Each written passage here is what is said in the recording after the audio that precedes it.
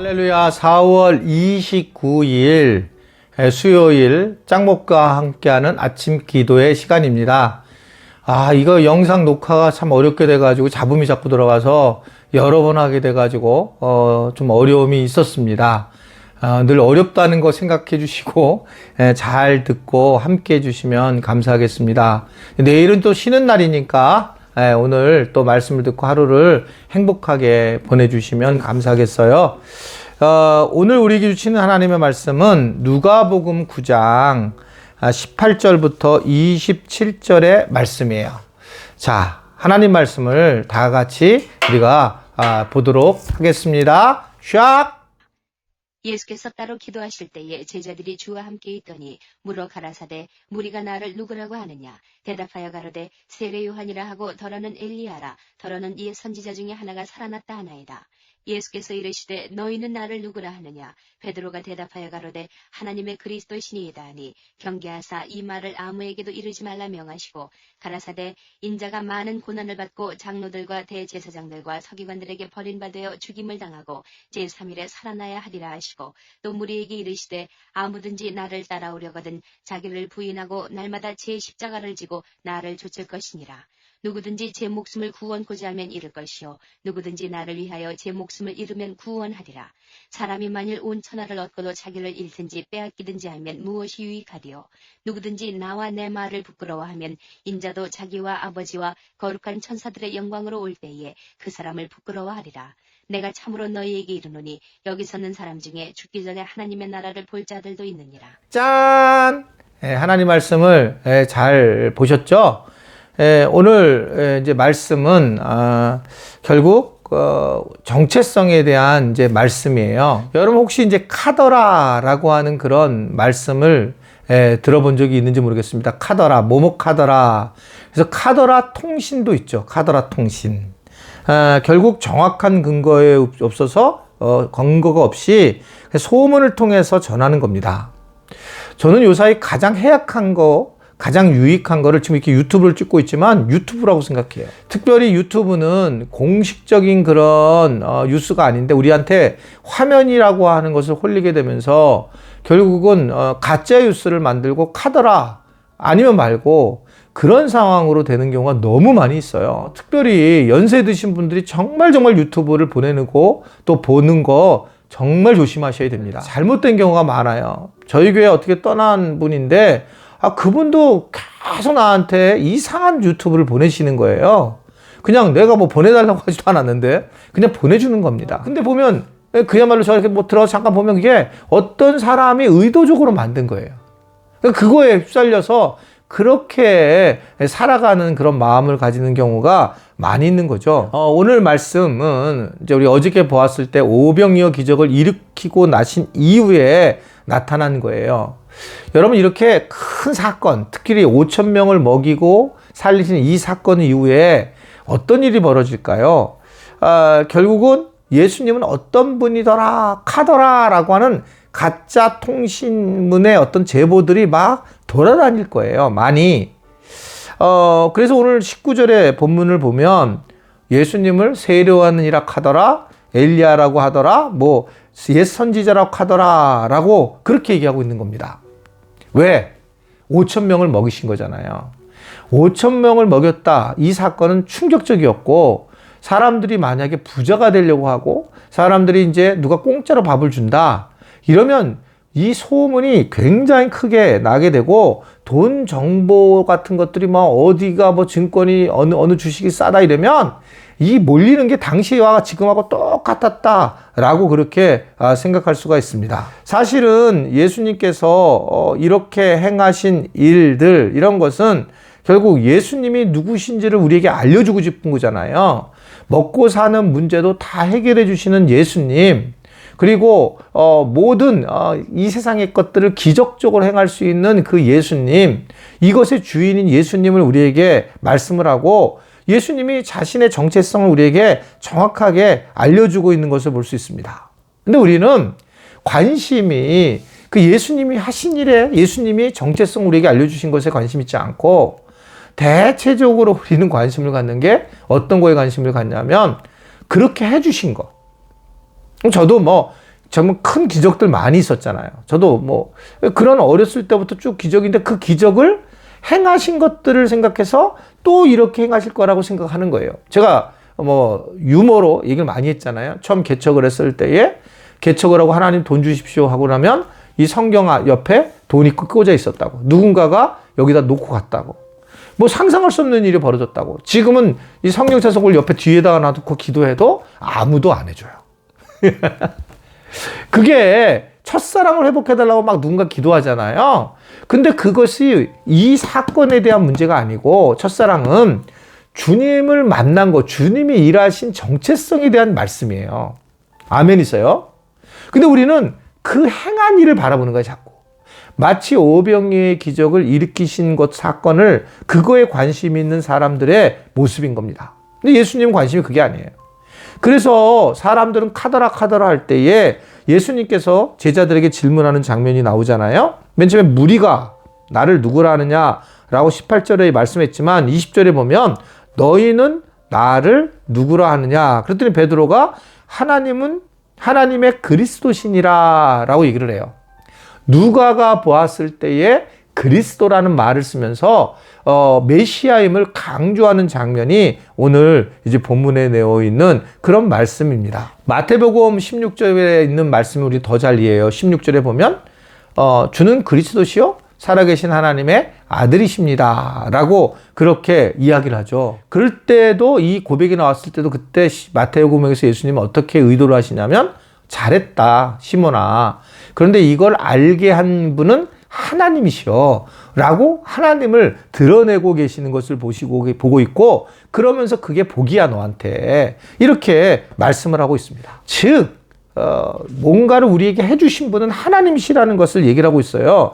그러니까 예수님은 정체성은 누가가 볼 때는 하나님의 그리스도다. 결국 신앙 고백하는 거죠. 기름 부음 받은 자, 즉 메시아다라고 얘기를 하고 있고 요한은 좀 다르게 예수님을 길이요 진리요 생명이라고 얘기를 하면서 예수님이 어떤 정체성을 가지고 있는지를 말씀해요. 예수님의 정체성을 정확히 알아야지만 우리가 그리스도인으로 살아가기 때문에 예수님의 정체성 굉장히 중요한 거거든요. 요한복음 17장 3절의 말씀을 보면 영생은 곧 유일하신 참 하나님과 그의 보내신 자 예수님을 아는 거라는 거예요. 어디를 가고 어떻게 하는 게 아니라 그것을 아는 것 자체가 영생이다라고 말씀을 하고 있습니다. 그래서 예수님께서 이 제자들에게 다시 한번 물으신 겁니다. 니네는 그럼 누구냐? 라고 오는 거예요. 우리는 그리스도인이다. 그리스도인은 예수가 그리스도이심을 하나님의 아들이심을 믿는 사람, 이게 이제 그리스도인이고 그리스도는 그래서 정체에 있는 뭐냐면 정체성은 우리가 믿음으로 예수님이 나의 구주인 것을 고백할 줄 아는 사람이 당연히 그 사람이 그리스도인 이렇게 크리스찬이라고 생각할 수가 있는 겁니다. 그 예수님이 그 고백을 이 베드로와 제자들에게 듣죠.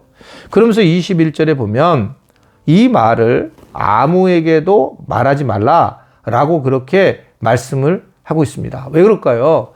혼돈이 생기는 거예요. 이 사건이 지금 오병이어의 기적 사건이 여기에 관심을 두니까 이분이 예수님이 아마도 우리를 먹여 살릴 것이고 정치적인 메시아고 로마와 싸워서 우리를 구원해 주실 것이다 라고 혼돈스럽게 만들기 때문에 어떻게 생각하면 명료하게 이 부분에 대해서 정체성에 대해서 나는 그런 종류가 아니야 라고 정체성을 분명하게 말씀을 하고 있는 겁니다.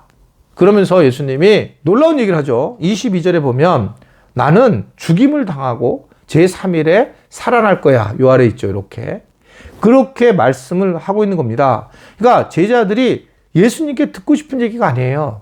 지금까지 놀라운 일을 특별히 오병이어의 기적을 행하신 분인데 이들은 아마 100% 이해를 못했을 거예요.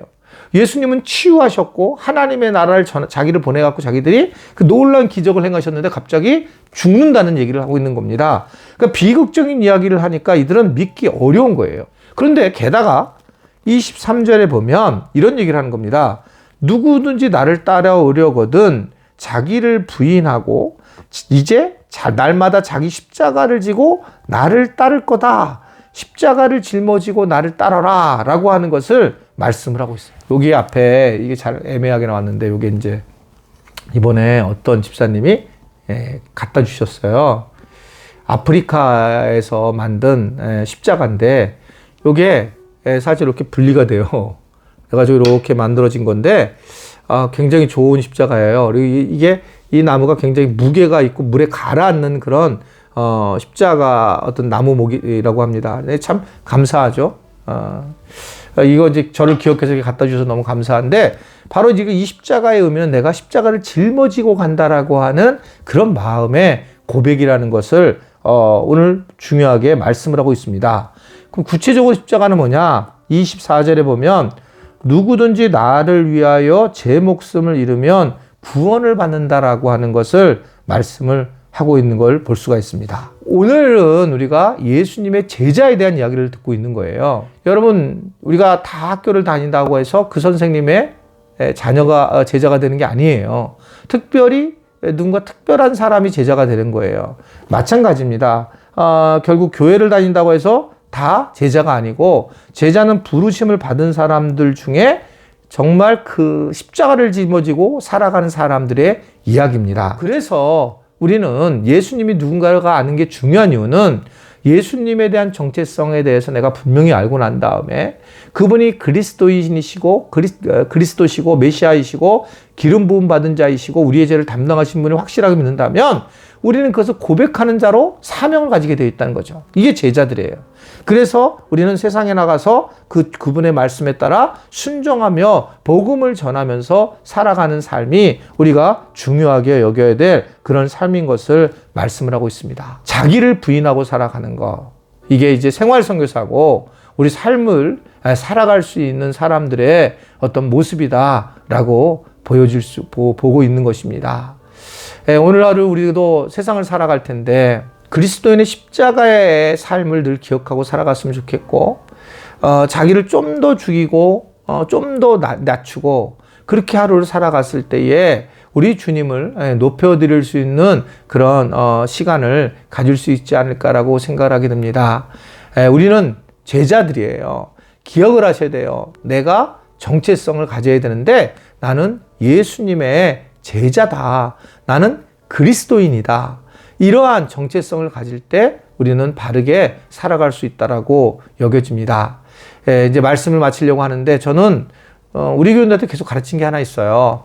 그게 뭐냐면 세상에서 나가서 직장이나 가정에서나 교회에서나 동일한 사람으로 살아가라. 자아가 흔들리지 말고 자아가 바로 그리스도인이라는 것을 늘 기억하고 좀 부족할 수도 있어요. 세상에 나가서나 어디서나. 근데 그냥 부족한 대로 솔직하게 부족한 모습을 드러내며 살아가는 것이 가장 바르게 살아갈 수 있고 그러한 내가 조금씩 변화가 되면 곳곳에서 빛과 소금의 역할을 감당할 것이고 자기를 부인하는 삶을 조금 더 살아가면 세상이 변화된다라고 하는 것을 오늘 우리에게 전해주고 있습니다. 그런 하루가 되길 바라고 그런 은혜가 오늘 하루에도 가득하기를 주님의 이름으로 축원해 드립니다. 기도하겠습니다.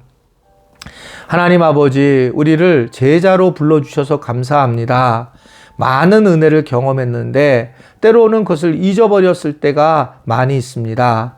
주님, 우리가 이제 크리스찬으로서 우리가 예수님을 믿는 그런 자녀로서 제자로서 바르게 살아갈 수 있게 해주시고 그러기 위해서 우리가 자기 십자가를 지고 때로는 자기를 부인하며 살아가면서 복음을 참되게 전하는 그런 주님의 제자로 살아갈 수 있게 하여 주옵소서. 나는 크리스찬입니다. 나는 예수님의 제자입니다. 분명히 기억하며 그것을 위해서 오늘 하루도 십자가의 삶을 짊어가는 우리 지체들을 축복합니다. 그런 은혜 안에 거하는 우리 모든 지체들이 될 수 있게 되기를 간절히 바라며 예수님의 이름으로 기도드리옵나이다. 아멘.